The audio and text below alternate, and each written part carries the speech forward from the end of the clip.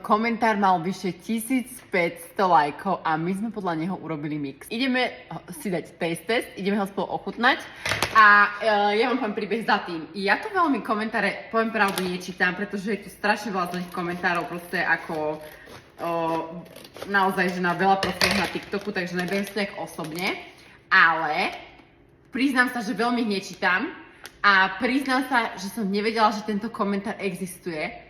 A potom sa nejako mne dostal a ja, že oh my god. Asi taká to bola moja reakcia.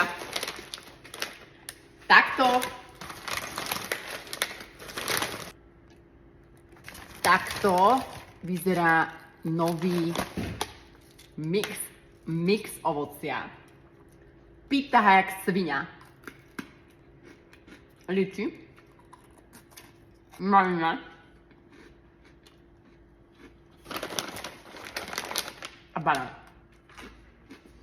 Povedzte mi ešte ďalšie nápady, prosím vás. Ja som z tohto nadšená. Mne sa tento spôsob veľmi páči, lebo ja nemusím rozmýšľať a vy mi poviete, čo chcete. Proste to je úplne, že win-win najvyššieho stupňa. A tento Dragonberry mix, akože liči. Pozrite sa na to liči. Amen. Na našej stránke nájdete aj komba. Keď si kúpite 4 mixy, máte minus 10% zľavu. Sú tam rôzne kombinácie, na ktoré to platí. Choďte to čeknúť, oplatí sa to. A dajte mi vaše nápady, povedzte mi, čo vás tu najviac baví a ja budem strašne rada.